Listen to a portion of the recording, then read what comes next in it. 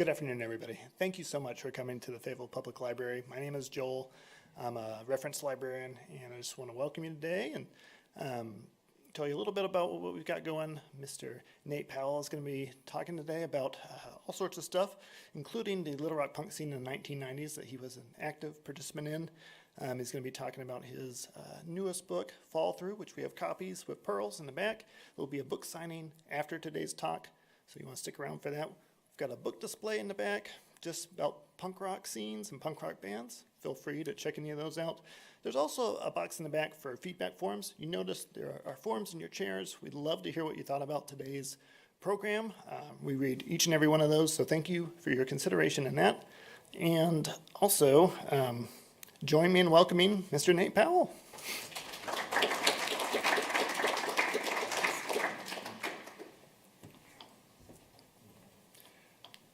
Oh, so dramatic. Hello, everyone.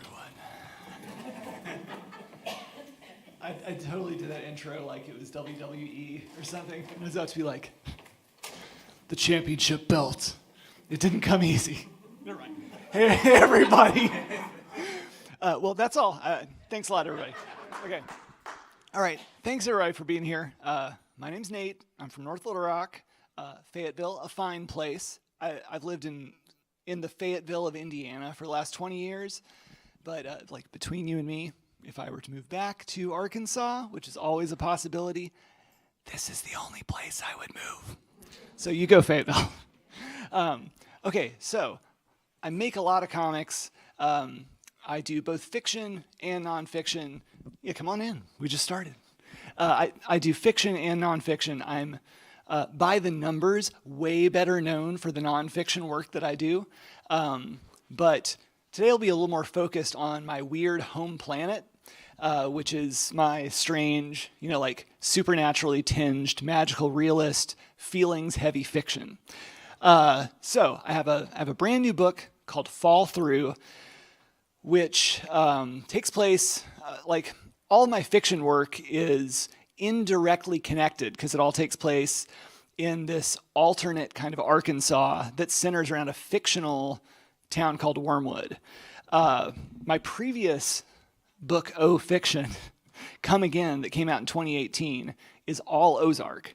And a lot of it takes place in a fake Eureka Springs, takes place in a half-abandoned hippie village on a mountain up above fake Eureka Springs, etc.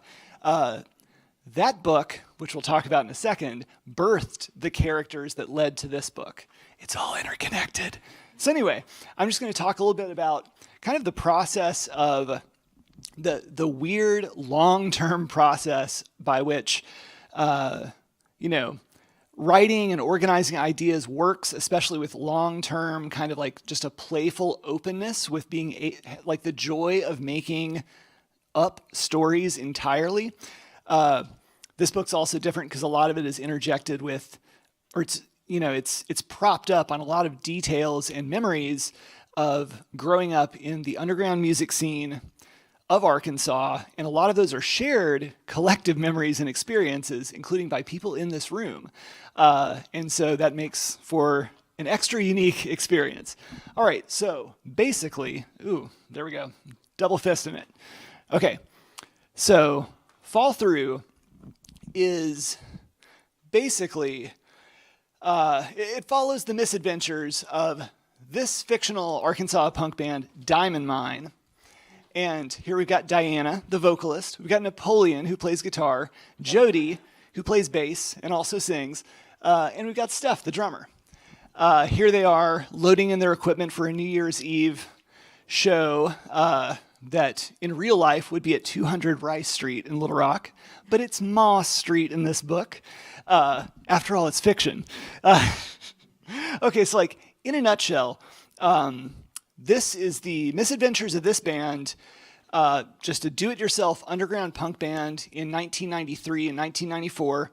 They self-release 500 copies of a 7-inch, and there is a spell that is embedded in a song that they play that's on this 7-inch, which, no spoilers, but, rips open a fabric in a hole in the fabric of space-time and causes the band to continue kind of plummeting through these alternate parallel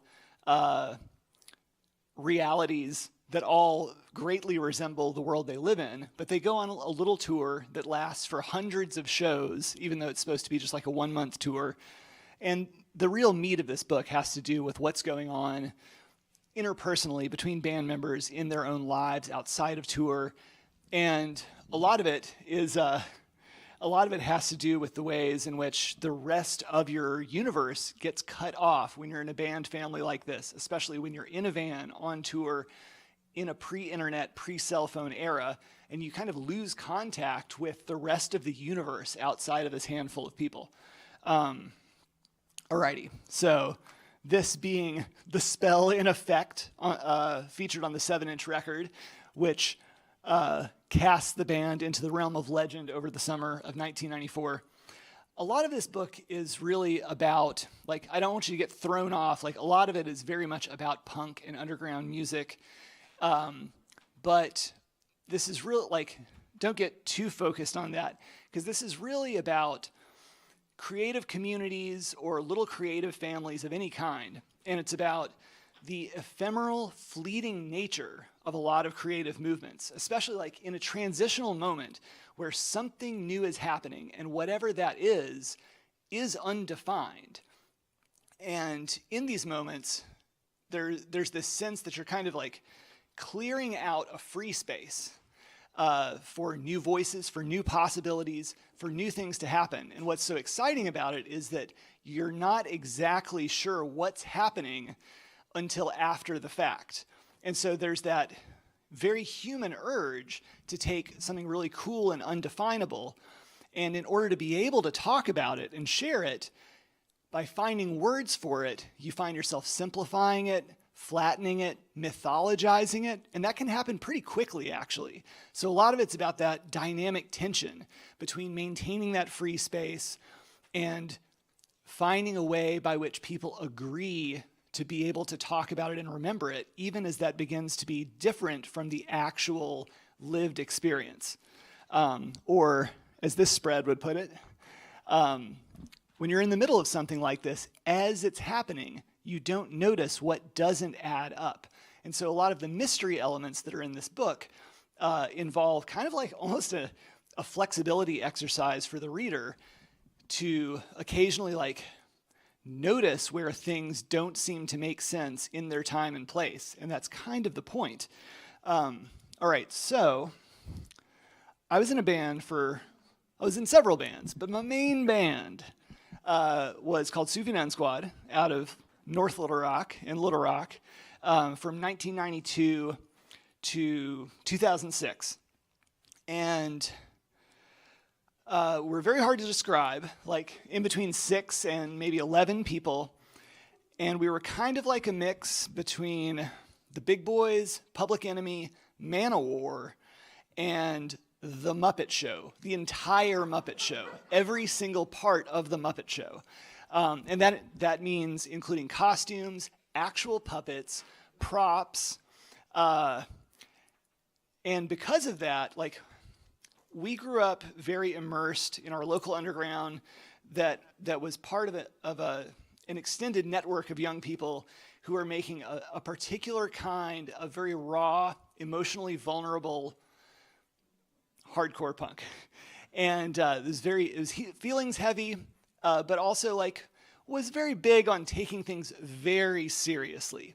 And growing up through that, I took things very seriously as well. Sufi Nun Squad, however, a lot of this music that was being made by our elders, and by that I mean high school seniors when we were high school freshmen. So when Sufi Nun Squad started making music as 11 to 15-year-olds, being mostly influenced by this very serious, personal as political mode of expression, we were also bringing snack foods and fantasy, weird fantasy elements into it. And so it was this weird kind of localized creative reaction to what this kind of I'm going to use the word, I'm so sorry, this kind of emo hardcore really like had a grip on the moment. And so Souvenir Squad was very easily misrepresented as like, oh, they wear costumes. Souvenir Squad, they're a joke band. Souvenir Squad, oh, they're a silly band. They're not a serious band, they're a silly band. You see those booty shorts? They're a joke band. They're fun. And all that is true, but we were dead serious about what we did. And in fact, like one of the cliches of punk is that like, oh yeah, like there's no separation between the band and the audience, which like in a lot of ways is just something people say. But with Souvenir Squad, I would argue that it was actually true because it became a very serious effort for us to consecrate that free space at a show. And a lot of it was us calling the bluff of that statement of like eliminating the line between band and audience. A lot of it had to do with like cutting down people's notion of how cool they thought they were supposed to be, or like people's tendency to limit their expression of joy or humor, or their just willingness to be uncool in public. So there was a lot of like crowd, like kind of humiliating audience participation and stuff, but like physically kind of forcing showgoers to complete songs with us or for us.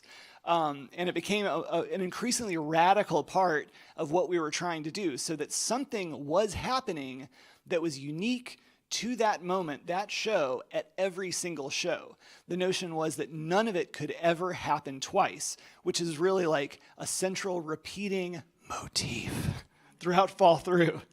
Alrighty, so this is a show from '97 at the Riverfront Belvedere in Little Rock. This is a band called Chick Chick Chick, who played here many times. It's 3 exclamation marks. You can also call them or ha ha ha, or pow pow pow.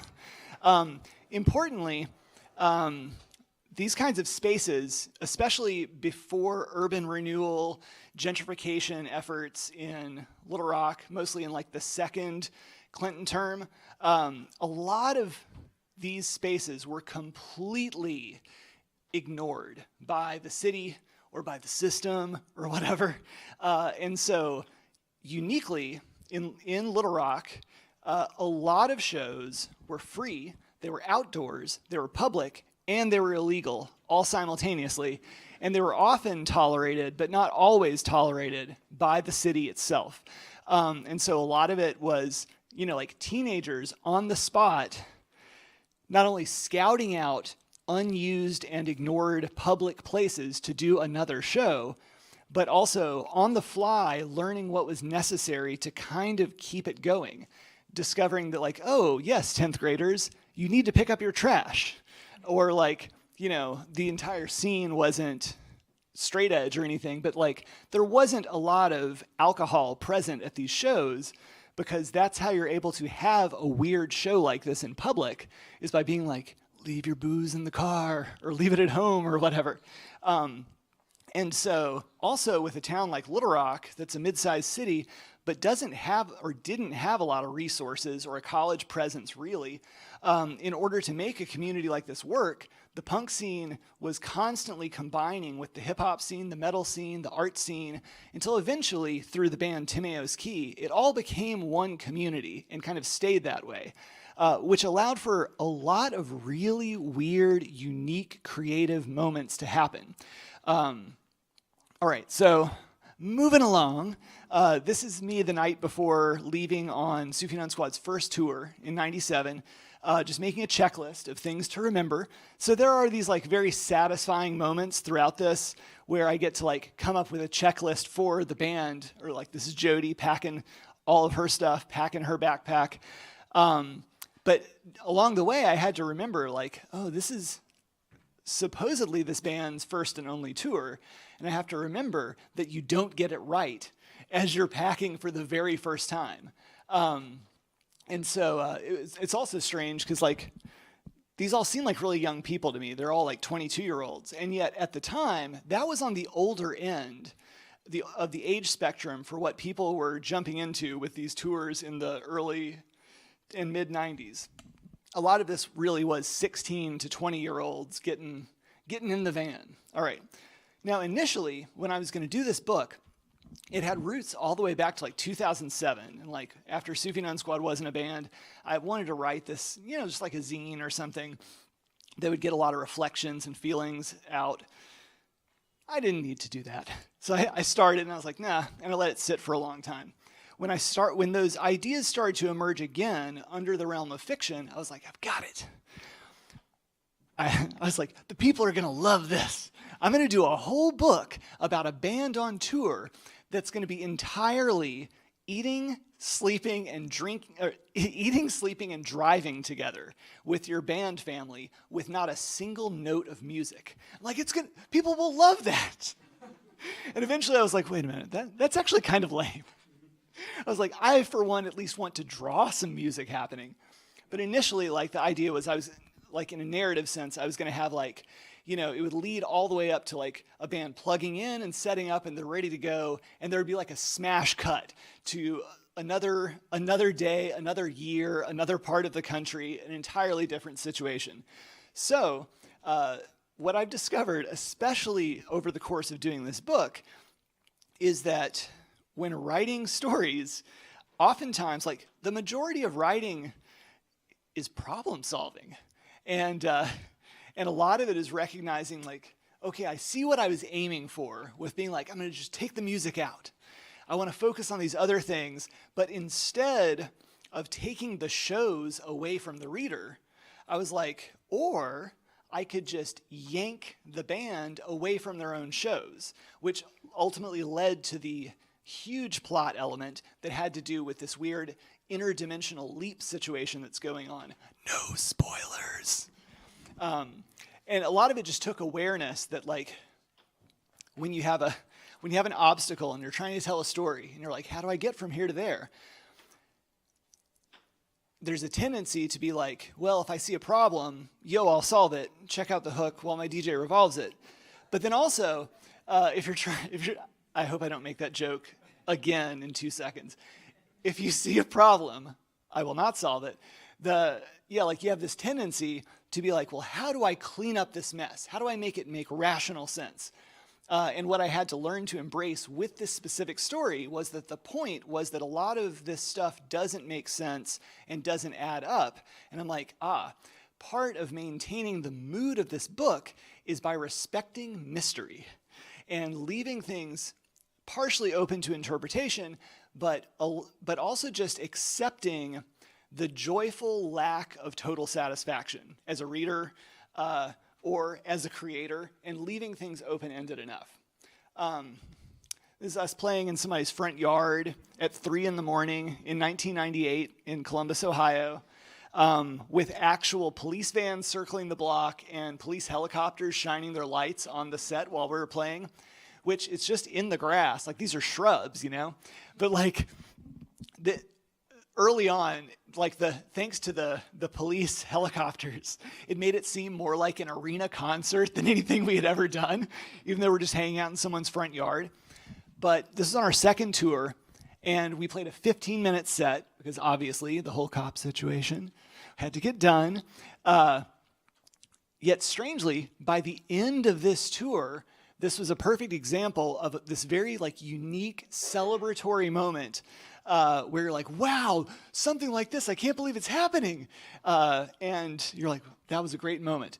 And by people coming to this music festival and talking about this crazy moment that happened, by the time, like, the next week rolled around and some of those bands were playing back in Little Rock, already the story of this 15 minutes had started to become a little bit mythologized. It was like, oh, I heard about you guys. I heard all this stuff. And you're like, well, it's not exactly how it happened, but it does sound cool, or whatever. Younger people actually, like, sometimes people are like, oh, Sufi Nun Squad. Yeah, the crazy band. Turns out they only play laundromats. We played one laundromat one time. Like, it's very interesting to see how, an accepted story of anything just escapes the ability of the people. Oh, I'm the one with the red headband, and I had a really dope Girl Scout shirt that just says Girl Scouts, and I really miss that shirt. So that was me.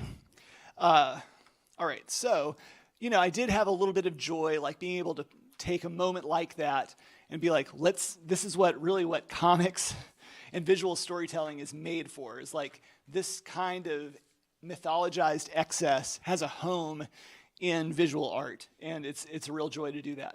But there's this whole other side of Fall Through, which was extremely important and may even be like equally important as everything else. So I drew most of this in 2020 through 2022, and this book was significantly my pandemic therapy.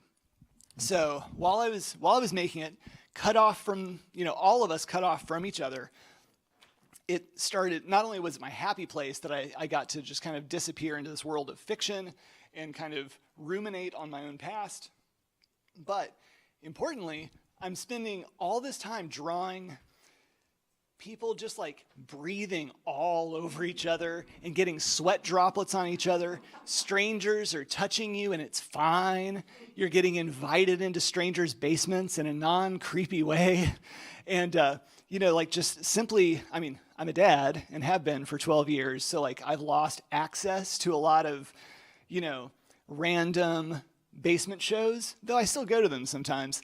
But a lot of it was just having that social access completely removed from the realm of possibility and recognizing how rare and special it was, especially when there's now, when at the time and now to an extent there does exist a mortal danger of strangers breathing their breath droplets all over you. But on the page in 2021, it was incredibly meaningful to just cover everything in sweat droplets and be like, thank you, comics, for getting me through these years. Most of my fiction books are feelings books, so a lot of this is really a relationship book about a band as family, and that extends to any kind of creative group who spends so much of their energy working towards something together, but also that kind of recognition that oftentimes with power dynamics, when any group of people are trying to make something together, often there's sort of this illusion or delusion that you're like, oh, we're all in this together. We've got this common goal, this common vision, and we're all going to work equally to make it happen. I hope. But oftentimes, especially with a band, especially with a bunch of young adults, there's usually one or two people. Often it was me because I was like the band parent. But, like whoever's like booking the shows and like taking care of stuff and getting the directions or whatever.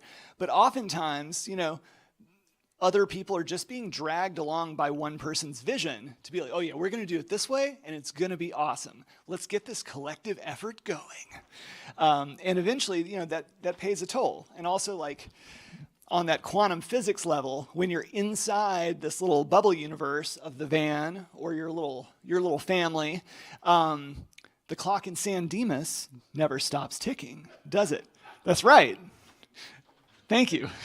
And so like life doesn't end back at home. And so the needs of the other loved ones in your life need to be reckoned with. And so like there's just a lot of reflecting on the ways in which as a young adult in Sufi Nun Squad, for example, like health issues, physical and mental health issues, relationship issues, all of these things like really frayed the fabric of each of us as individuals at times, but even just like being too young and self-centered to be like, oh, my best friend and bandmate in retrospect is like almost died of a very serious illness a couple of times during the years in our band, including long stretches on tour on another continent.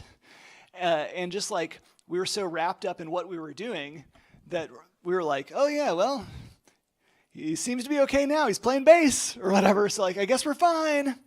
And really just kind of like really regretting or feeling thankful that we all made it through, but at the same time being like, man, shame on us for just being young people so wrapped up in our own worlds that we couldn't ask the question like, maybe we shouldn't go on tour. maybe we should ask, what do you need that we can help you with instead? Which is ultimately what happens when you're like, you know what, real life comes calling. And as a feelings book, I also describe this book as an interdimensional soap opera. And I don't mean soap opera in a dismissive way.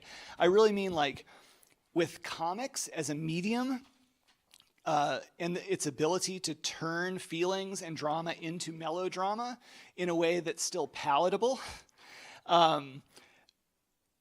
Like there's a relationship like a lot of the interdimensional fiction that I like to read that might have an analog to this would be like Ursula K. Le Guin's The Lathe of Heaven, Haruki Murakami's The Wind-Up Bird Chronicle, or Kafka on the Shore. Importantly, The Dispossessed by Le Guin, like people talk about it all the time for its like, speculative social and political world building and talking about like anarchism and power and all this stuff. But there's this whole undercurrent that's entirely about love as an expansive openness. And there's this love story that carries through the whole thing. And like, I love that book so much. But to me, the real triumph of the book is the culmination of the love storyline towards the end, which just like turns me into a puddle every time I read it. So to me, the ultimate interdimensional soap opera is X-Men, which is also possibly the longest running soap opera in human history, which is now entering its 61st year. So there are quiet X-Men homages as well. Now, with the origins of this book, this really goes back to 2013. Like, I was drawing March Book 2, and I was writing and penciling Come Again, which came out in 2018. So in this book, which takes place right around here in 1979, there's this weird throwaway scene. It's not a throwaway scene, but it really has very little to do with the rest of the book, that takes place in a fake Eureka Springs called Hallelujah Springs. And I wanted to do an homage to some good friends of mine in Bloomington, one of my favorite Bloomington bands of all time, Fat Shadow. Okay, this is basically the closest thing Bloomington has ever had to the band Heart. It's like if Heart could play in your basement, which, yes, that's correct. I'm describing a perfect band. Okay, so we've got Dawn, we've got Chris. They're also in the Door Keys, Evening Standards. We have Aaron Toby, my best friend outside of my Sufi Nun Squad family. We've got Jeff, also both in a million bands. Fantastic, and I wanted to do just sneak in a little tribute to them in Come Again. So started kind of like sketching a little bit more about these band members and realizing there was maybe a little something there. Importantly, at the time, for Come Again, this band, Diamond Mine, was supposed to be Arkansas's fictional first punk band. Arkansas's actual first punk band was right out of here in Fayetteville, The Malls, from, I believe, 79 to 1981. I was 1 year old, so don't ask me. But according to my research, The Malls did it. All right, this is a show here in Fayetteville in 1980. Here's a flyer for your enjoyment. This is a different show, but still in Fayetteville. Okay, importantly, but also a tangent. Okay, so Fayetteville got punk in 1979. Little Rock, importantly, didn't even have a band until 1984 when we got Neglected Youth, and didn't even have a show, by all accounts, until early 1986 on Black Flag's last tour. The question is, why? And this all ties back into it. It's going to tie into the stupid Sex Pistols. We'll get there here in a second. Okay, so here we are. Diamond Mine shows up. They're playing a farmer's market at 10 a.m. Fake Eureka Springs has never experienced anything like punk, but also, we live in Arkansas. Arkansas, we figure it out the best we can. We don't exactly get it right, which makes things usually a lot weirder, a lot cooler, and a lot more unique than other more established places with more cultural credentials. So importantly, I wanted Diamond Mine to emerge and immediately seem out of place in their own time and place. at this moment, you know, have like these weird, like, the band seems to be made of like a jaded hippie, a displaced jock, a gay black rockabilly cowboy, and possibly like a professional wrestler or roller skater with sunglasses. And I was like, oh, this is it for me. And basically, Diamond Mine Boba Fetted this book. Like they were in it for like 2 minutes. And when I finished this scene, I was like, this is the best thing I've ever done in my life. I've never had this much fun. And essentially, they start an entire like subculture just within the course of playing one song and being kicked off of the stage, jumping in a van and riding off into the sunset towards Oklahoma. Yes, it's still 10 a.m., but they rode into the sunset. Okay. And so, again, with writing as problem solving, I was like, okay, this is great. If I want to keep going with these characters, how do I make sense of this? If I want this to be my characters for my band book, like this is 1979, if they're the first fictional Arkansas punk band, one of them had to go see the Sex Pistols in Tulsa, Oklahoma the previous year. So I was like, Jody, the bass player, I was like, this is going to be great. Jody's at the Sex Pistols show. Okay, so I'm not going to ruminate too much on this, but here we are, the Sex Pistols at Kane's Ballroom in Tulsa, January 13th, 1978. Just to like set the record straight, the Sex Pistols were not the beginning of punk. They were the end of the first wave of punk. Essentially flattening punk from an open, weird free space into a cartoon of itself by a marketing wizard and opportunist, Malcolm McLaren. Okay, so on this tour, which was really just like 8 shows across the South, and then jumping way over to San Francisco, played one last show and broke up. So Tulsa was their next to last show ever. The reason why Little Rock didn't get any punk was because the Sex Pistols were like, doot, doot, doot, doot, doot. Oh, I'll do it this way. Okay. And played Memphis. Memphis immediately gets a punk scene. And they're like, Arkansas? No, thank you. And they're like, dooka, dooka, dooka, dooka. Play Baton Rouge, San Antonio. Austin gets a punk scene. Baton Rouge gets a punk band. They go up to Fort Worth.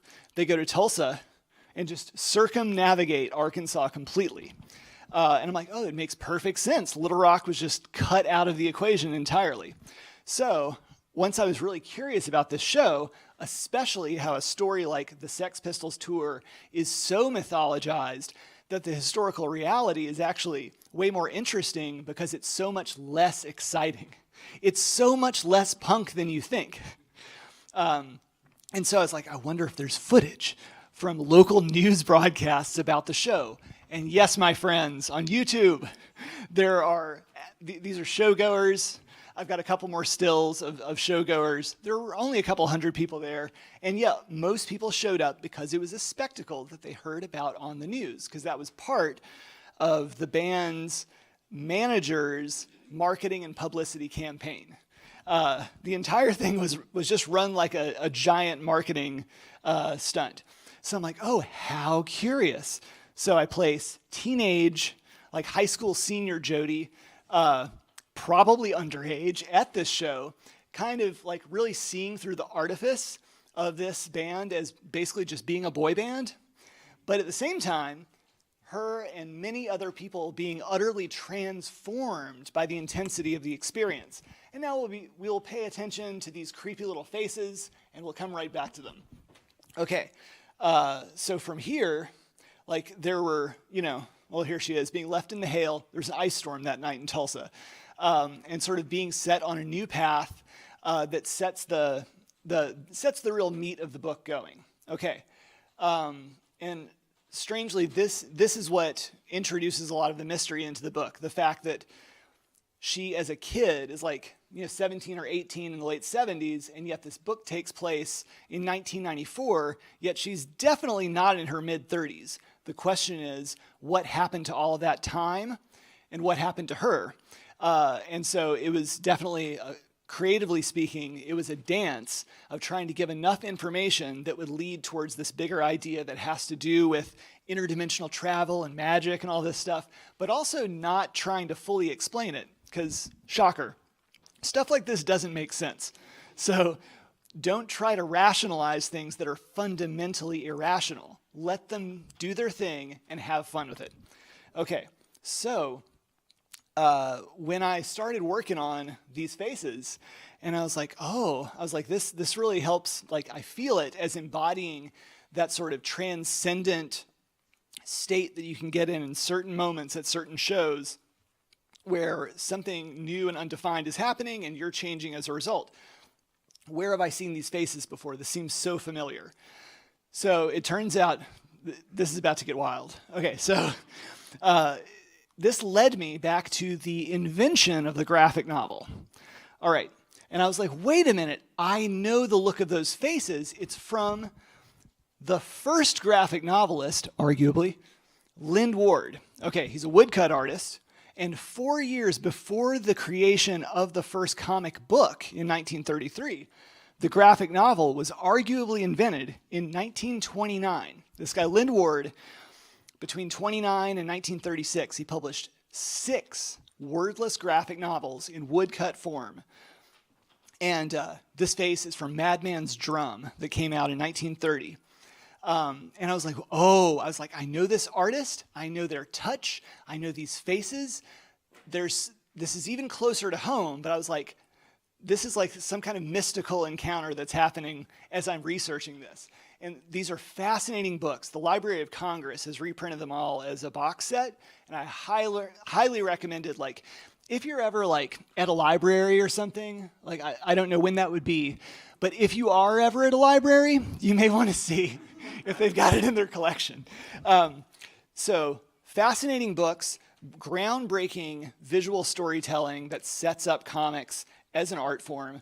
And as I started kind of weaving those faces into the book, as Jody narrates, she's like, once Fall Through, the song, was added to our set, I couldn't help but notice its immediate bizarre impact. A crystallizing mist, the haunted looks, her transmissions from an alien source, or as Patti Smith would put it, a fire of unknown origin. Same thing.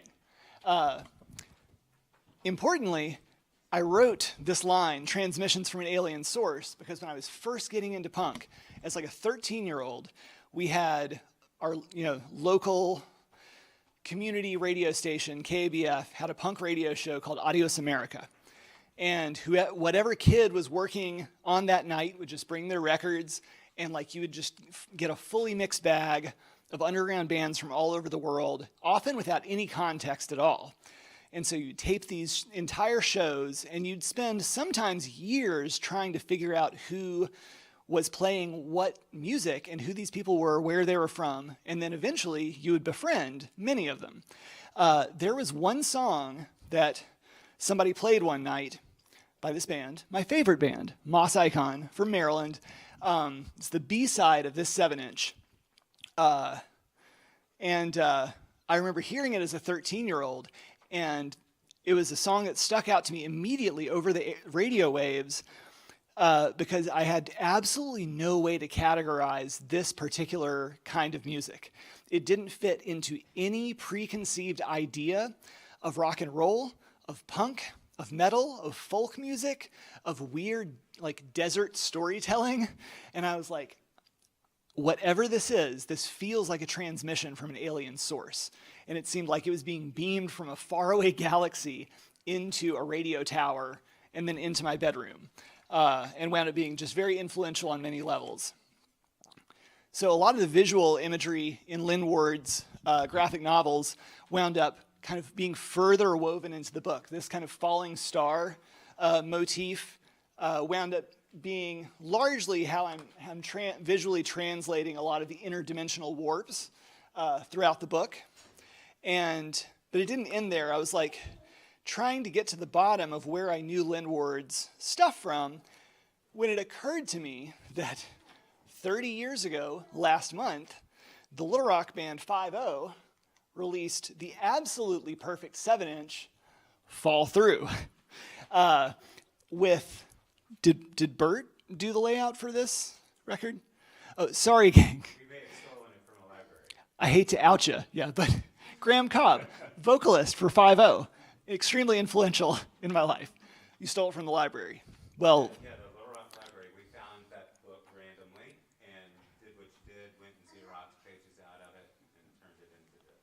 Oh, yeah. Yeah. Like, they're not coming after you. Just get security in here right now, please. So, the interior, like, folds out, other Lindward woodcuts. But then this, like, the cover image is actually, like, these chapter breaks in Prelude to a Million Years, which was his third graphic novel. And I was like, not only are my main visual motifs being connected with the actual content of the book, but the title of the book, which I initially got from this 5.0 record without the context of the art, has now been woven so much more tightly. And being a person who has experienced very inexplicable things but is not superstitious, I still couldn't help but being like, there's destiny at play here. Like, something is happening that's drawing me, like, I'm circling the drain of something, and I'm getting closer and closer. So clearly, like, a lot of his art is charged with meaning and power and gives this kind of sense of magic around the fringes of everything, which ultimately, led me to just embracing the fact that magic is a plot element in the book. And what's funny, like, from a writing standpoint and from the standpoint of, like, just general, like, mindfulness, is I'm like, okay, magic plays a role in a lot of cultures, a lot of religions, and a lot of practices. So I'm like, if I really want to get into this, like, I have got like a book on the global history of magic. I've got a lot of books on the history of religion and studies on religion. But I was like, if I really want to go down this rabbit hole, this might be like above my pay grade, and I'm going to make somebody really mad. And for what? So I was like, anything that I come up with to rationalize how this magic works is going to be bootleg. So I was like, so Diana, the singer who's actually the spellcrafter, does bootleg magic herself. And I was like, this is where, by problem solving, you're kind of reverse engineering elements of characterization. We're like, okay, so this magic user maybe has been shunned by, let's say, the Arkansas Wiccan community or other religious communities, and has always been operating with sort of a do-it-yourself intuitive sensibility with this spellcraft that has always been rejected by whatever the magic establishment may be, outside of like Hogwarts or whatever. But then tying that in a little more, another visual influence was a fantastic children's book. This is like my favorite one to read with my kids, like before they're like 6 or whatever. It's a version of Sleeping Beauty called Sleeping Beauty, a Mid-Century Fairy Tale by Lynn and David Roberts. Same story, you've got Aurora, you've got Morwenna the witch, except it's mid-century. So you got the needle that has to execute the spell that sends her into slumber. But Morwenna the witch, in her act of vengeance, delivers a fresh turntable and an Elvis record to Aurora on her 16th birthday. And it's the act of putting the needle on the turntable is where she pricks herself and falls into this 1,000-year slumber. It's an incredible book. Anyway, this obviously, this pose is echoed in a splash page that I had at the beginning of the slideshow. But always keep an eye out for things that might influence you, and just like don't shy away from giving them their due. There were other records at the time which seemed to be permeated with a kind of mystique that bordered on magic. When we talk about like a lot of these moments or bands being mythologized, like this is a prime example. This band from Oakland, California, Indian Summer, recorded this record the same month that the 5.0 7-inch was recorded in another part of the country. There is absolutely no information in this record. There is no way to know who the people were who made this record, when they made it, why. The lyrics are indecipherable for the most part on the record. And the only thing that's typewritten in the entire insert is like on the record label itself.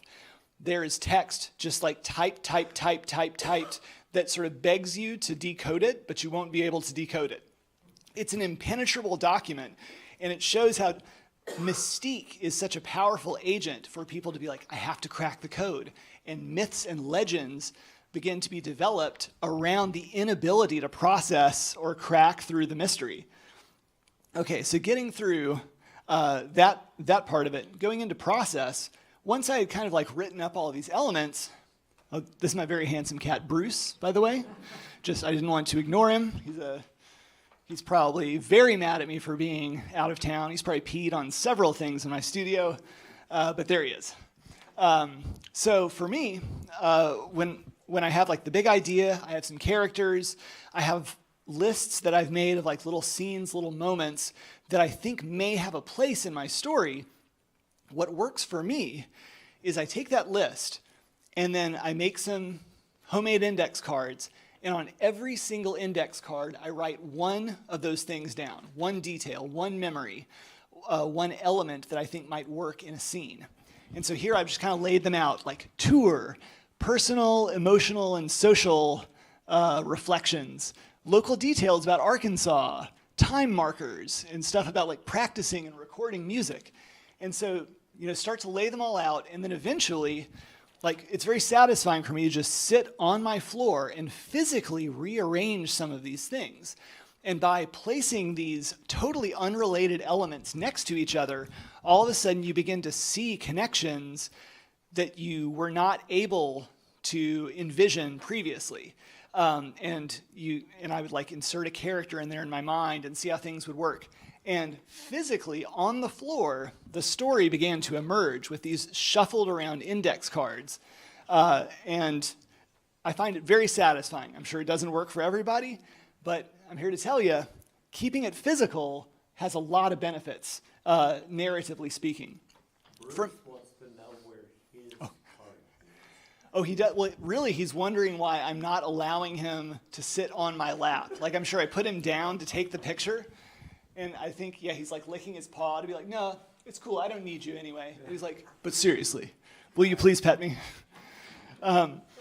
So once I kind of have the story nailed down from here, I move on to a thumbnail stage, which is called that because it's just very tiny, very quick scribbled versions of the pages. I do the entire book this way, and I'll just chop and fold paper and staple it up into these little booklets, and I'll do just rough sketches of the entire book, mostly to get a sense of flow and pacing down and make sure that I have room for everything. And like I've scribbled down some, potential dialogue here, and I want to make sure there's enough space, practically speaking, to fit these elements on the page. And I still work almost entirely physically, except for just like cleaning up stuff in Photoshop. But like, I don't even know how to work in layers, and I'm not proud of that. I know most of you probably at least know how to work in a second layer. So I didn't even use all of these tools anymore. I just use like a Crowquill nib pen, number 2 Sable watercolor brush.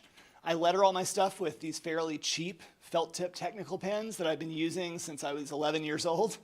And all of my color work is with 3 primary colors of acrylic ink wash. And I just sit there like a chemist and I start combining the ink droppers and watering it down and stuff to make all the colors I use. It's incredibly fun.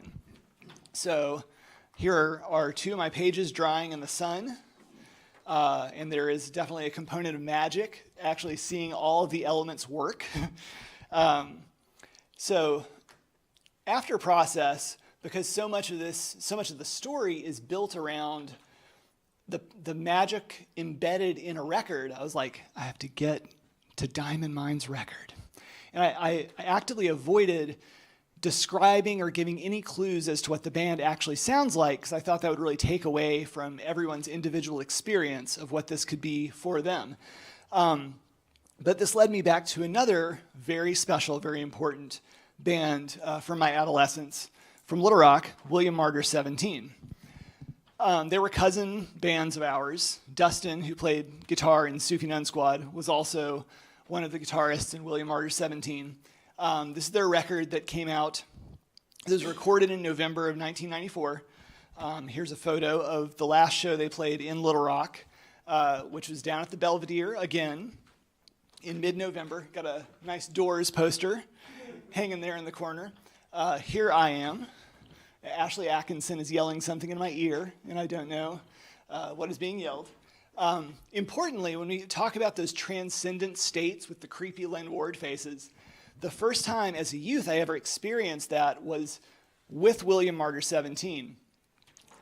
They were playing a show in summer of '94, and during the first song on this 7-inch that they were playing, something happened. It was like it was in a furniture store.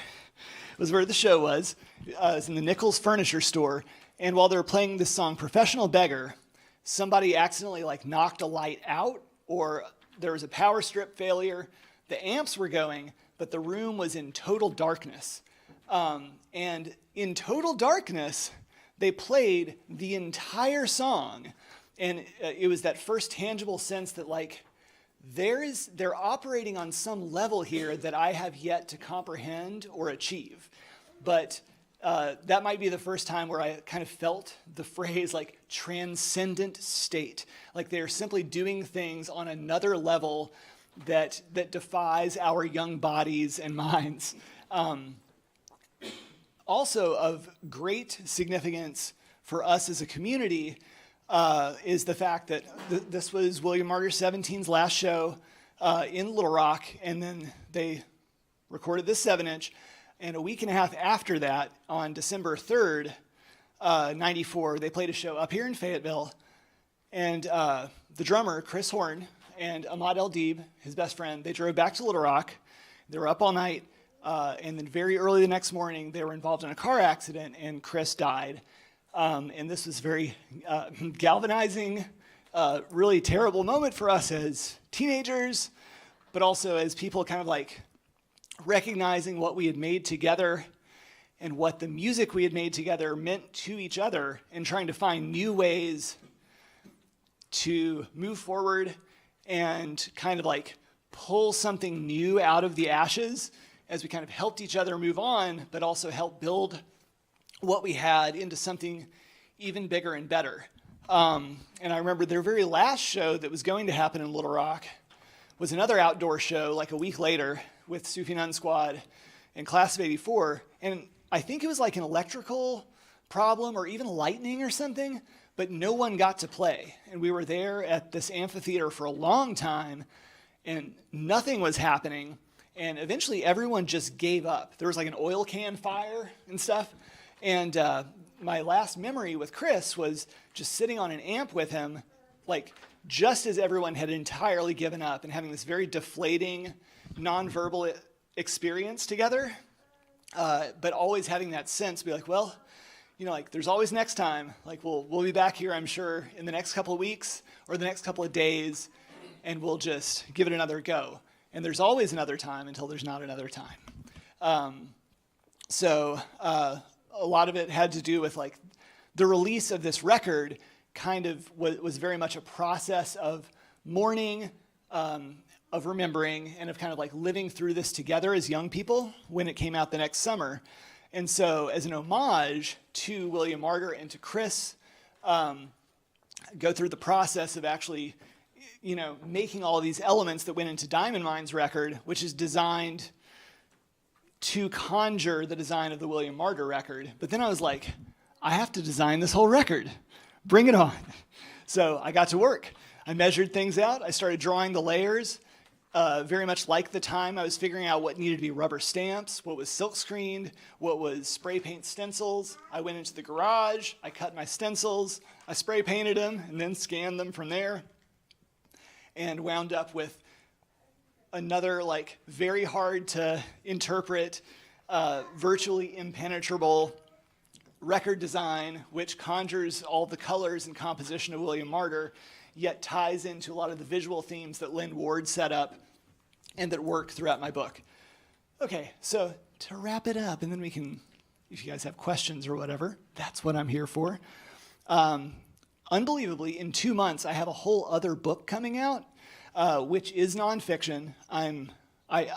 I made a complete comics adaptation of the influential Lies My Teacher Told Me by James Lewin, which is essentially a history book about American history textbooks. And so is also about not only like peeling back the layers of how misinformation and myths spread, but also gives like, you know, a greatest hits rundown of the most misremembered and mistaught elements in American history. And it's really, like, it's guaranteed to be banned in so many states on day one. Importantly, like, in 1995, when the original edition of this book came out, I will argue that this book might be the biggest influence on the way that we talk about this current cycle of information control wars, book banning campaigns. James Lewin laid out so many of the elements of whether it's like white parental fragility or not being able to accept not knowing things or not being able to hold, contradictory truths to be simultaneously, valid and in need of attention. A lot of the elements which we see coming to a head in the current information control wars, really, I feel like as a society, we learned how to talk about those things largely through this book over the past couple of decades. And I bring elements from every book a little bit into the next book. So it was fun to kind of sneak Jody, the protagonist of Fall Through, into half a dozen panels or so of lies my teacher told me, especially when doing this kind of nonfiction book, I have to make up hundreds of random characters. And at a certain point, I'm like, I should just use Diamond Mine. All right. And to like seal the deal, I thought that Fall Through was the end. And I was like, that's it. I was like, there's no more. I was like, I did it. I stuck the landing, in my opinion. But then I was like, mildly but genuinely depressed for several months that it was the end of these characters and there simply was no more. And I was like, I can't believe that that's all there is of their adventures, but I couldn't come up with any other ideas or anything that would actually make another book warranted. I'm a full-time cartoonist and I'm constantly working, but I forget that sometimes you just have to put things on the back burner and let it marinate for a while. So after about 6 months or so, one scene, then another started popping in my head, and eventually everything starts falling into place. So there will be a prequel book called Diana. I've already penciled it. I've written it. I'm about to start inking it. There's a lot less music stuff, and I'd say it's more of like a character study, but that kind of like resolves a lot of questions and opens up even more questions. So this is I'm currently like obsessed with, like ironing out certain elements of this book. Actually, the splash page takes place here in Fayetteville. You'll find out more in 2026 or 2027. And that's all for that. Thanks for listening to me run my mouth. And thanks. I actually do have one copy of Lies My Teacher Told Me. So like after this, I'll be over there. And if anybody wants to look at it, like it's right there. Like have at it. Does anyone have any questions about it? It doesn't have to be about Fall Through, about whatever. Yes. Yes. I was just saying, yes, Lisa. I want that book, but I thought we were going to get to get it, but no, we just couldn't get it. Sadly, yeah. My publisher only got copies yesterday, so for a while I had the only copy in the universe, and I was just like, but yeah, it'll be out very soon. Yay. Yes, young man. So the other night, actually, it's been a while, but earlier this winter, just to kind of keep my head on straight with all the bad things going on in the world, I found myself reading old Calvin and Hobbes anthologies, right? And this ties back to what you're saying about taking yourself too seriously sometimes, because back when you were doing DOA, and I had my Halo book trying to do my comic stuff as well. Side note, Jeff Jackson was one of the only other young people making comics at the same time that I started self-publishing comics in our hometown. So, from ground zero. Right. And I got my one book. Yeah. But, back then it was kind of like to take yourself seriously. Like if it wasn't like what Jim Lee or Mark Silvestri, or even like I liked McFarlane stuff, the distortion was there, but some of his stuff seemed cartoony. But it was kind of that deal, like looking at Calvin and Hobbes or Garfield or something like that, like, well, that's cartooning. That's not, I'm not taking myself serious as, wannabe illustrator here at the time. But the other night, like looking at Calvin and Hobbes, there's something all of a sudden that's just smacked me in the damn face, and I was like, there is something with your efficiency of line, brush and ink work, how much did you pull as an influence of Watterson in those formidable? You are a very observant lad. Yeah, Bill Watterson, I think, is maybe the best inker of all time. And so for those of us who were of the age where we were reading Calvin and Hobbes when it was in the newspapers as young people, I mean, it was the cream of the crop. It rose to the top. Never eat a pig because a pig is a cop. But like it was at the top echelon of the comic strips in the paper at the time, and it was very obvious. Over time, I've developed such respect for people who have to operate in such constraints, whether it's a monthly floppy comic where structurally they're telling this longer story, but there have to be these little arcs of 20 pages that are resolved that work out every single month. And with comic strips, it's crazy because like usually, oftentimes a strip cartoonist will work up an entire month of strips at a time, whether or not they flow from week to week or day to day. And so they're seeing it as this kind of holistic thing, and yet they have to hit these certain beats in just 4 panels every single day. And Bill Watterson is crazy because like he was able to nail those daily beats and those gags, and yet there was always this element of absolute profundity and just like looking back through the veneer, like looking through the veneer of life, seeing like through the veil of illusion. Yeah, like he was probably like the #1 strip cartoonist where I'm like, oh, this is a serious art form. But much like you, yeah, like I wouldn't allow myself to kind of make that connection until I kind of escaped, especially that pre-internet, but that Arkansas limited view of like comics are superheroes. And once I was able to break out of that, we're like, oh, now I see where Calvin and Hobbes fits into the entire art form. So yeah, it was very influential. Yes. Are you active in the current, or do you listen to like current Little Rock punk bands? And if so, do you have any favorites? I only know of a couple. Like I played a show with this band Benadryl last summer. And they were wild. Mostly they covered Trusty songs, and so did our band. But I don't know a lot of current bands. I still keep up with what's happening at Whitewater and stuff. Most of the bands that I'm aware of like Vast Waste and a couple of bands that are working things up. But most of the time, I still feel like I catch the most wind of people reconvening from other corners of the country to get their older band back together to play. And have gone through that cycle of being like, who needs reunion shows? That's nonsense. To seeing the genuine value in it and kind of treating it in a much more sincere way and being like, no, this is like, especially post 2020, recognizing like, there is so much meaning and value in people going through the effort and the expense to get back together and do this and actually consecrate that space again to be like, this may never happen again, instead of being like, here it is happening again. Yes? A couple things. Little Rock Massacre is a band that's a guy named Jet Johnson.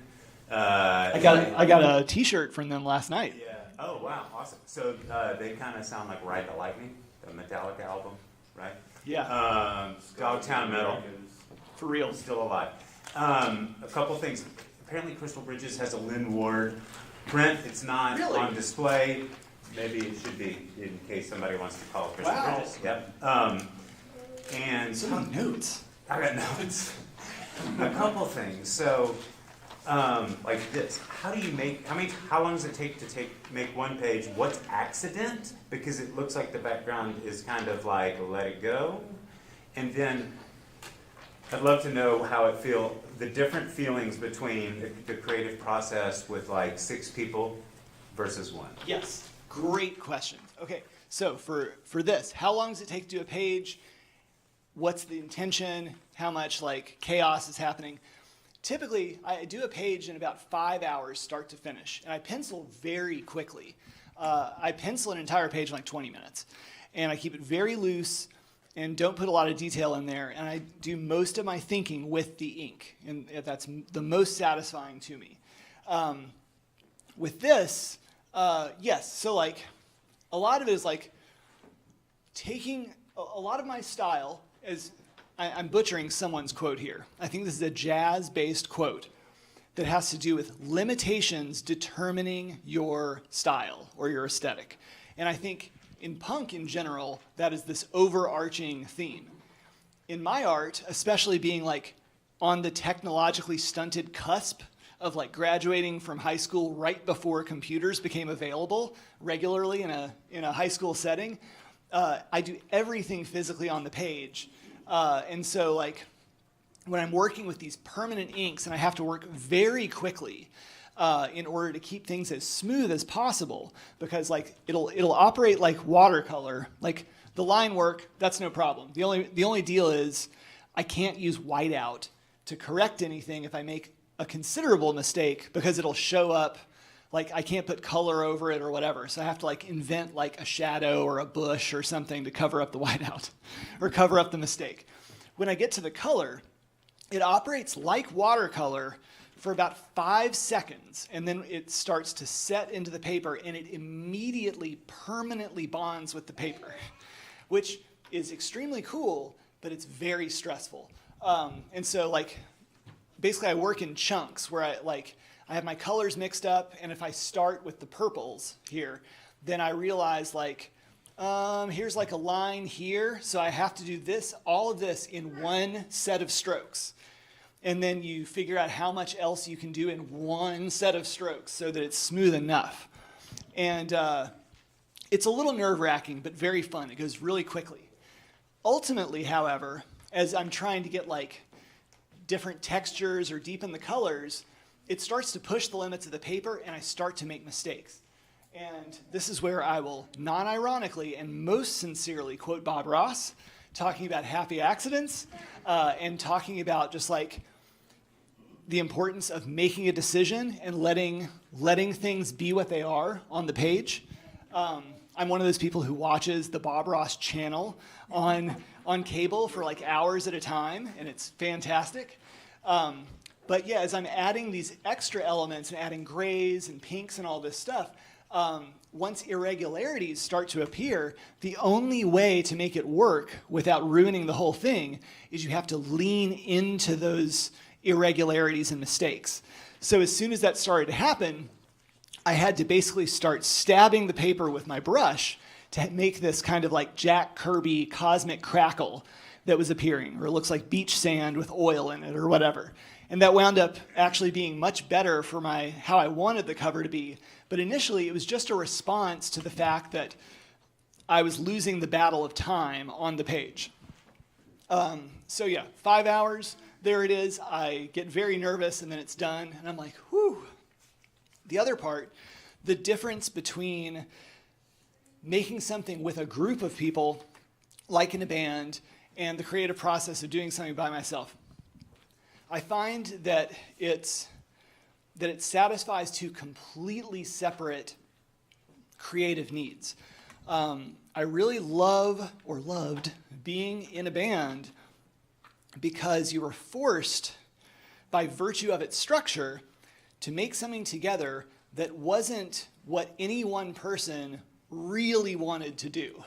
And basically discovering that what winds up emerging is something that none of you actually expected to happen the way you were counting on. And when it works, it winds up being much more different than anyone's initial idea of it, and winds up being cooler and developing its own life. But you have to like let go of your preciousness in that way. By contrast, I love making comics just by myself in a cave and not having to answer to anybody, except my editor later. But I really, I do work, as you know, I work with writers and stuff on nonfiction and fiction. And that's also a different process of learning how to navigate what is expected and figure out what people are really looking for and finding a meeting ground. But it's to me, it's the polar opposite of being in a band. And yet they both kind of especially during the Sufi era when I was doing both at the same time, it really offered such a satisfying balance in life. Yeah. Yes? Did you ever play any Sufi for John Lewis? Oh, let me think about it. What an excellent question. Or if not, what would you choose? Oh boy. Okay. I don't think I did, but I'm willing to bet that Andrew or our editor Lee did, where they're like, oh yeah, because he was actually very interested. He really likes artists and music. He liked artists and musicians a lot, and was fascinated. And so I'm pretty sure Andrew or Lee would have been like, oh, I mean, hopefully they pulled up like Crotchy Mama or something. But I have a feeling it would. I might actually, yeah, it might be something like Juxtapose or Cinder Block or something that really like tackled the. Go straight for the greatest hits. There was a funny time where like right before March Book 1 came out, I went to Washington, D.C., Andrew and I did a thing, and we met up with half of the band Moss Icon, with Tony and Jonathan, and I was like really trying to like keep it cool. Like I'd met Tony a few times before, but the singer, Jonathan, is this reclusive, mythologized figure who's actually just a very normal, extremely normal, cool guy. He's just like, hey. And it was very kind. He gave me, in an odd coincidence, he was like, oh, I brought you something. And he like fished this piece of paper out of his car. And it was the original handwritten lyrics of the song that I first heard on KBF radio that was the transmission from an unknown source. Out of like 25 songs, that was the one he picked to give me. And I was like, oh. But we were eating lunch or something. And Andrew got a phone call, and he was like, oh, it's Congressman. Hey, Congressman, or whatever. And I was like, whoa, or whatever. And Tony and Jonathan were like, wild. So Andrew goes to talk to John Lewis on the phone for a bit, and he hangs up and he comes back in, and I was like, yeah, what's up, man? He's like, the congressman was just checking in, seeing what was going on. He knew you were in town. He actually lives just like a block and a half from here. And I was like, oh. And I was like, what's he doing? And he was like, yeah, he kept being like, well, what are you boys doing? And he was like, we're hanging out with some musicians that Nate knows. And John Lewis was like, oh, well, that sure sounds interesting. Are you guys eating some food? And he's like tossing breadcrumbs out, being like, invite me to hang out with you guys. But Andrew was like mad at him that day or something. They were coworkers. And so he was like, he was off work, and he was like, oh yeah, it wouldn't be fun. Or he's like, I'll see you tomorrow at work. And he's like, oh yeah, don't worry about it. But the rest of us were like, we could be hanging out with John Lewis and Moss Icon, eating Guatemalan food a block from John Lewis's house. And so, yeah, the rest of us were just kind of like, oh, that would have been the greatest moment of my life. Anybody else? Yes. You're talking about like the way that space-time in this urban space-time is an element in the plot here. I'm really curious a lot about it, and I'd like to ask you more questions afterwards if there's time. But I'm curious what you understand as like I think about like Into the Spider-Verse, and I think about Everything Everywhere All at Once, and this like really mainstream media that's doing something very creative and different, and really hits at a truth that lots of other movies that we see don't. And I'm curious what your understanding of what this plot device is, and like the use of these like quantum understandings of reality. I'm curious about your understanding of why that's really hitting now. Yes, thank you. And also like how, I don't know, I think you have thoughts on that. Okay, number one, excellent question. Number two, I always keep meaning to talk about that in this slideshow, and I keep forgetting. So thank you, I'm gonna write it into this. All right, the weird thing about comics, about graphic novels, is they take forever to make. And so each book takes me like 3 years to make when I really get down to the nuts and bolts of it. And so it has been interesting, both with Come Again and with Fall Through, that they have each tapped into something that is clearly part of the zeitgeist at that moment in terms of narrative choices or just creative leanings or weird visual details.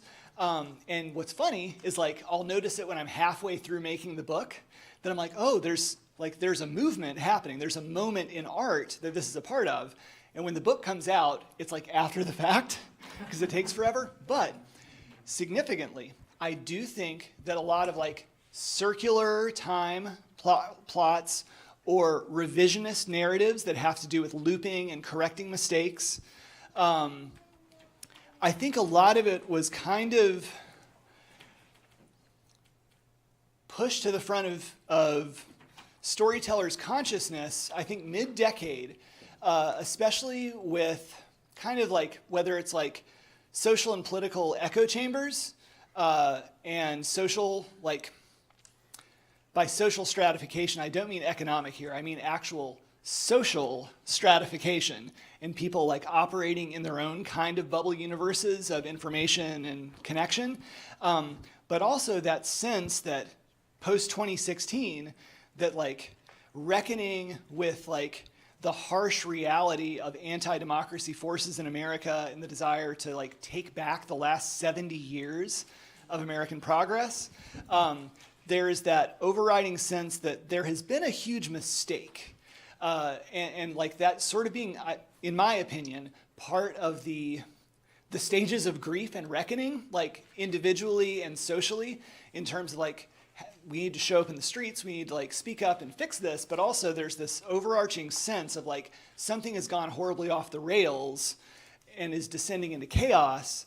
And so I think a lot of the circular narratives go into that sense of like people are constructing microverses and multiple alternate kind of ways of viewing what is and was a shared collective experience, a shared world. Sarah Kendzior, St. Louis writer, recently wrote a nice little piece about what it means that we no longer have at least a baseline shared aesthetic cultural experience through broadcast television, and how that was like in retrospect, like we can poo-poo it all we want as being like garbage corporate TV, yet it was this weird thread that people were able to kind of line up daily and weekly experiences through, and that simply has not existed in the last 10 years. But I think a lot of it is artists trying to work through that sense that something has gone off the rails and exploring what it means that, whether it's like, and I'm not putting this in a political binary, but from like the side of like multiracial democracy trying to keep the ship afloat and recognizing that like something has gone off the rails, how do we revisit these moments and see where we lost the thread in America? Or even from like, you know, to be like as generous as I could possibly be, the conservative instinct to be like, we need to go rediscover this mythologized cultural past, which did not exist in that way, but the myth is so strong. What we need to do is we need to work as hard as we can to get back to that mythological version of what our reality is supposed to be. I think that's what's at play in terms of how it comes out in art and storytelling. Yes? A question, as an artist, your stuff is so rooted in like real issues in our lives, democracy stuff. Like the last question, we could springboard to this question. What's your thoughts on like editorial cartoons and like getting work that doesn't take 3 years to get out? Are you tempted to do that kind of work? Or are there people who do that work that you'd recommend that we check out? Actually, that work terrifies me. And a lot of this is like, I'm even terrified to do serialized monthly comics. Like I would burn this whole house down to have a chance to like draw an X-Men book for a year, but I actually probably would never do it because I think a lot of it is being like, oh, I got to do this 24-page issue in 30 days, every single 30 days forever, along with like now being in a huge soup of a team of workers. It sounds horrible. Editorial cartoons are even further in my chamber of horrors, if you ask me. And a lot of it is like, it's that sense of going back to Sufi Nun Squad, the fact that, yes, we were a silly band or whatever. And like, when I talk and I like get going, you know, like I feel comfortable enough that I know I make something that resembles a joke sometimes. But like, I will run out of this room if I'm required to be funny for even an instant. And so like having to be on in an editorial cartoon and like have an incisive yet fresh, revealing look at some point in the state of the world, but having to do that every day or every week, oh, it sounds nerve-wracking.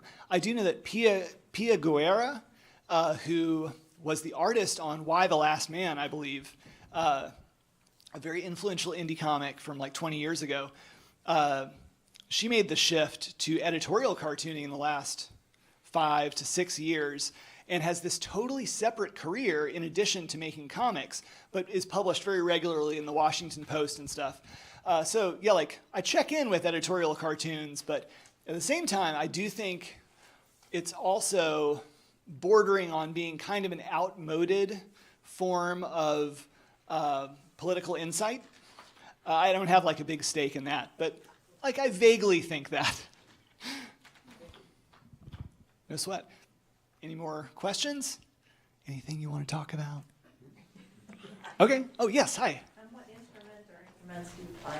I play bass okay, and I play other instruments rather poorly. So in most bands, I would sing and yell and roll around on the ground.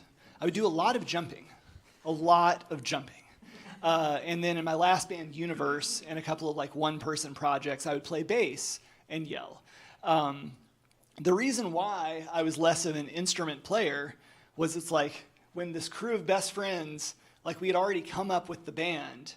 As you said in the Towncraft documentary, it's funny that like you would construct entire bands while just sitting in one period of a class, and you'd have it all written down and mapped out like it was a D&D campaign, and the band didn't even exist. But you're like, oh yeah, the band's right here on this piece of paper. So we had Sufi Nun Squad fully developed, and we had like dozens of songs written, but we did not have instruments. So we had like old Transformers boxes that our elementary school drummer would beat on in the early days, and then like Christmas '92, everybody gets $50 instruments, and then suddenly we had a band. But because like it wasn't in the cards for me to get a $50 instrument that year or whatever. It was like several years before I got regular access to a bass, and by that time, my peers and friends were like light years ahead of me, and so I was like, "Oh, guess I'll be yelling in a lot of bands." Yes. When did you know you were going to do this talk? When did I know? I think in probably October. Yeah, that sounds about right. Because basically, like, as soon as I knew exactly when the book was coming out, I was like, I need to get back to my home state and do some things. And it was just a matter of being like, I've come here a couple of times, so it was basically like, if I'm going to Little Rock, I might as well go to Fayetteville. And I just immediately figured out who to contact from previous encounters. But yeah, so it took about 4 months to kind of iron things out and make sure everything was going to work. I was out of town like a month ago, and the first thing I thought of when I woke up was Sufi Nun Squad. And I was like, what? Where did that come from? That's wild. And so I immediately started looking up Sufi Nun Squad and like seeing what I could find on YouTube or whatever. So I thought it was really interesting when I saw what you were going to talk about. That certainly is. What was that, like, universal download? So strange. Yeah. Well, let's get into the coincidence. That's fantastic. Yes, Joel. So one of my favorite songs that you guys did was Books. Check them out.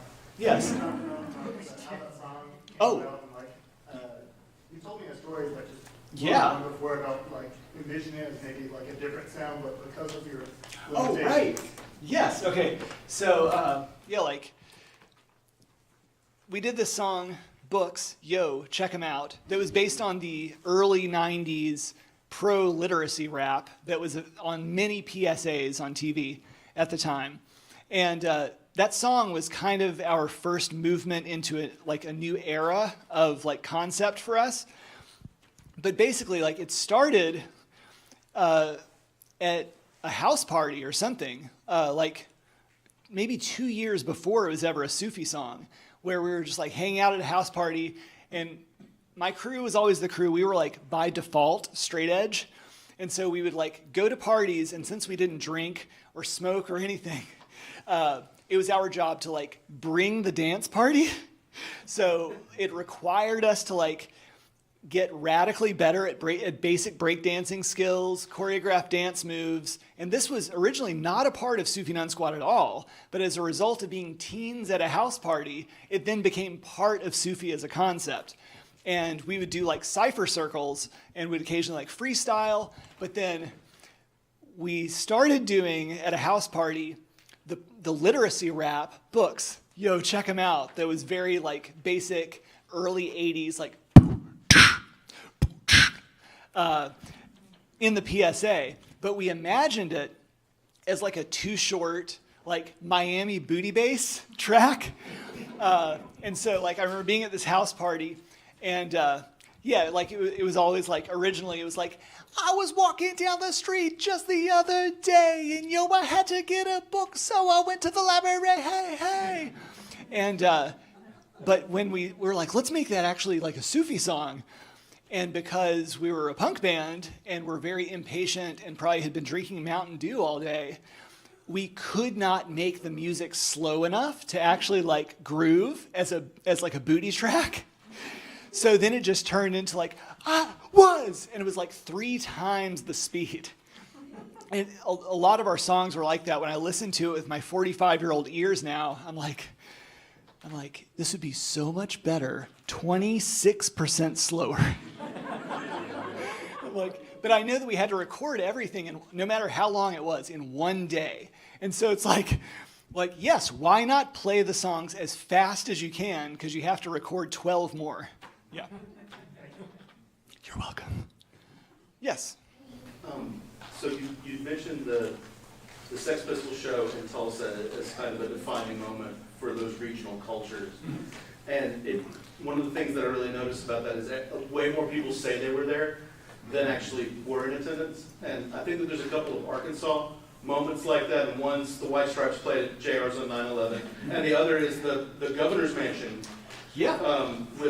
Like it feels like everyone in the state was there, but like I've seen pictures, man. I don't know, but like to talk about that is kind of a confluence of ideas. Well, yeah. So like, on April 24th, '93, Sufi Nun Squad's first show with 5-0 and with William Martyr 17, their second show under the name Otherwise, and with like 7 other bands.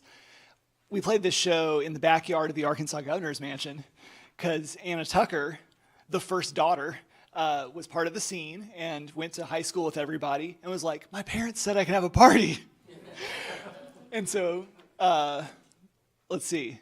Yeah, so basically would have like reached out to everyone at Central who was in bands that was like, let's have a show. Which then ballooned into this insane gathering in the Lion's Den, just like a couple of months after our boy Bill ascended to the White House, and we're like, here we are at the governor's mansion. What's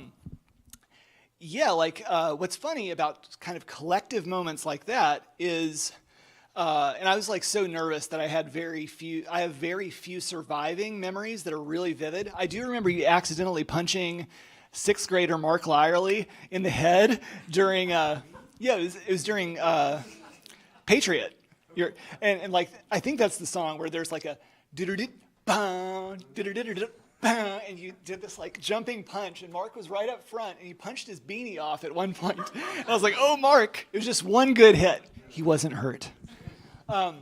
But what's funny about these like intense collectively shared memories is I'm kind of like the archivist for my band family. Like I wrote down all the shows. I can remember when things happen. I'm starting to forget them now because of like dad brain. But I will catch myself thinking that I was at places where I know I was not.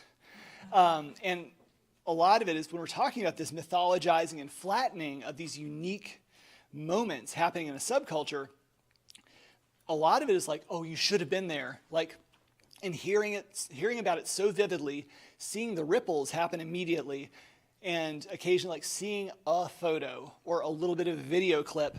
And then, after a couple of years or decades, you begin to speak about it in the first person. The thing that I'm most guilty of about this is a scene-defining show in Little Rock just before Christmas in '94 that the Chicago band Cap and Jazz played a house show at Summit Street for about 20 people. It was on a Sunday night, and this is a very young scene. Most people are in high school. So the flyer is even like, here's the plan. Do all of your homework and get ready for your finals, because the next week is finals week. It's like study all weekend, Saturday and Sunday, and then come to a show at 7 o'clock on Sunday night. It's just 2 bands, and bring $1 for the touring band. That's right, bring $1. That's 1 gallon of gas per person who shows up, by the way, in 1994. I did not go, because I, at the time, had never heard of Cap and Jazz. It was Sunday night, and like whatever it was I was doing, it just didn't occur to me to like put the effort forth. The very next morning, Eli, Mike, like my whole band family, all people can talk about is like, I can't believe you didn't see this band that played last night. This band, Cap and Jazz, I don't even know how to describe their music. But like, here's all this insane stuff that was going on. The drummer only had 1 cymbal and it didn't even matter. Left-handed guitar player, really weird stuff going on, indecipherable lyrics. Everyone was like, it really shaped a lot of the musical movement within the scene. But it was something that was immediately talked about and immediately began to turn into a legend of its own, especially with the influence that Cap and Jazz very quickly had, and they actually broke up in Little Rock the next summer. When I talk about that show as a historical and local thing, I often catch myself describing it like I was there. And sometimes I'm like, well, it doesn't really matter. But since you're asking the question, yeah, that's it. I just catch myself doing it as an easier way to share these experiences, but I'm embedding myself in something I had nothing to do with. Yes? So, sort of, I guess in contrast to the governor's mansion, but in the slides you were talking about how some of these concert spaces no longer exist or impossible, where it's like not quite legal, but it's not, you're not getting shut down. What do you think are like the DIY spaces today for people? Well, thankfully, this is where like a lot of shifts happen in terms of like talking about really like the economics and the social considerations, the practicalities of a subculture like this. One major thing that happened was Hurricane Katrina in 2005 doubled the price of gas and immediately changed what it means to be a band going on tour. And it changed a lot of the considerations people had to make, because I mean, like, this is happening in an era in which, like, no joke, just like that Cap and Jazz show, like, there were many shows where Sufi played for like 8 people or 4 people. Our last show was actually in Germany for 8 people. And we're like, oh, well, here we are, okay.